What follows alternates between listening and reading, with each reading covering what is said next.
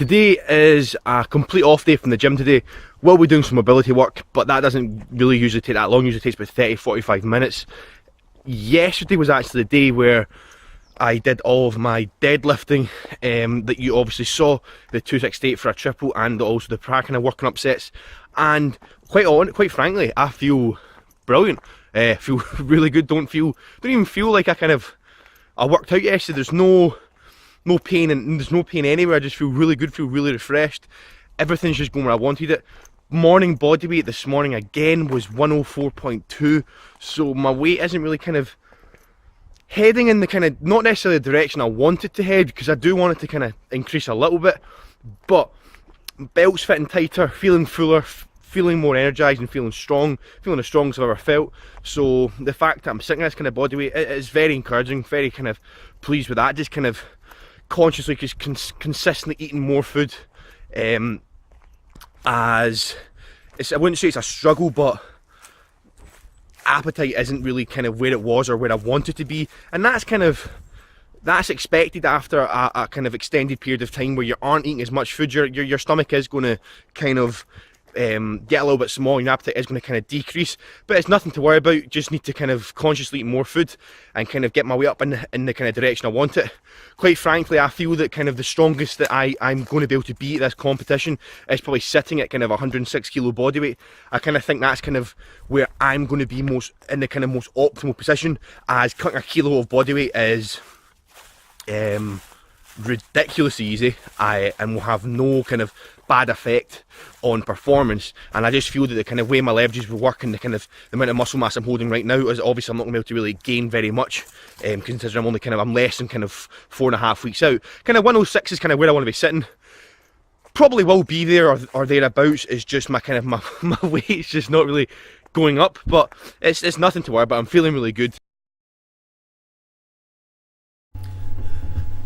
In today's workout, we were scheduled to hit 216 kilograms for 5 triples, and I was a little bit apprehensive going into the workout, as this week has been a pretty big week. Previously on in the week, I had squatted 236 for a triple, with previous working up sets of triples as well, and then 2 days prior to this workout, I had also hit a 268 kilogram triple on deadlifts, with again previous working up sets of 236 and 256, I believe, for triples as well. And I was feeling good going into the workout, but I was just a little bit apprehensive, as the work volume this week had been pretty high, and 216 is getting up into the higher percentiles, not necessarily very high, but it's getting into the higher percentiles.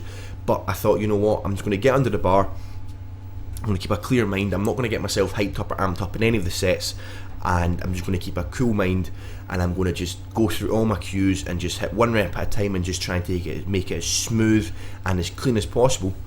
And that is what happened. All of them moved very well. Unfortunately, I've only got 4 clips of it. I've not got the 5th one. I don't know what happened to it. I filmed it and it's just seemed to magically disappear, which is annoying. However, you're just going to have to take my word for it.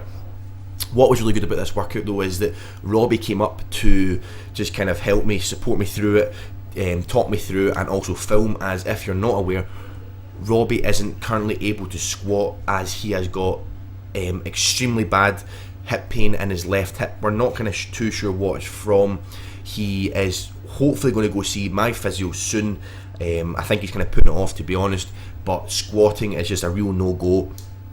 Benching and deadlifting doesn't bother it too much, but squatting just really hurts it. Even just squatting with just the bar does tend to hurt his hip, so we thought it's best just to leave squatting just now, do movements that he can, and just do the appropriate rehab so that we can get him back squatting as soon as possible and get him up to that 600 pound squat this year, which is going to be difficult but doable, but we really need to just get him back under the bar. He needs to start doing the appropriate rehab. In my opinion, he isn't doing the appropriate rehab, but again, only he will know. But it's very good that he came up, as from when he came up to when we started benching was probably about kind of 70 minutes, 60, 70 minutes. So it was really good, as I always tend to kind of perform a lot better when Robbie's there.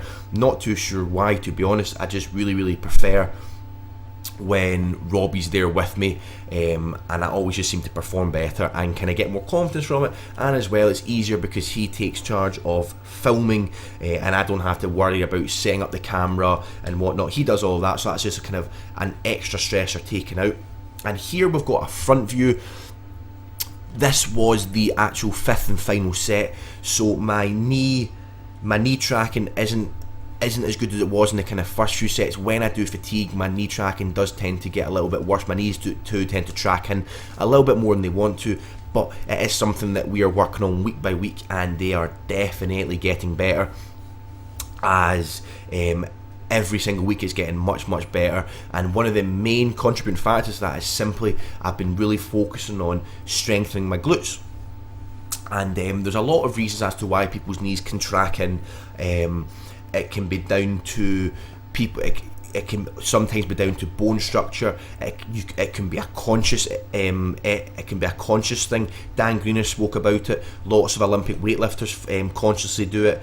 It can be down to a glute weakness. It could then also be down to the fact that your adductors are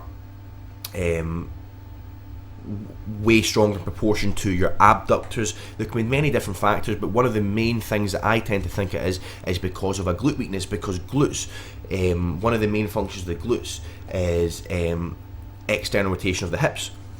And when you lack weak glutes, obviously there's a lot more functions to the glutes, but that is one of the functions. And when you lack weak glutes, then that can be one of the reasons as to why your knees tend to cave in, and that is definitely the case. And again, I had brought my grip in a little bit, but quite frankly, I just didn't feel as powerful. Although there's less kind of pressure on my shoulders, I just didn't feel as strong and as powerful. So I went back to my old wider grip, where I have not my pinky, but the finger next to my pinky, my ring finger, onto the rings. And again, this isn't a Texas power bar or like an Ivanko power bar, so the rings are on a slightly different position as to what they are on my bar, because my bar is just a simple Olympic bar. And again, we finished off the day with 4 sets of 6 of non-back assisted seated dumbbell overhead press. And again, if you do not do these, definitely throw them in, as they are extremely difficult to do. The upper back stability you will gain from them by doing them is insane, and again will have a great carry over onto your squat and deadlift. So if you've enjoyed today's video, guys, please hit that thumbs up button, and I'll speak to all of you guys next time.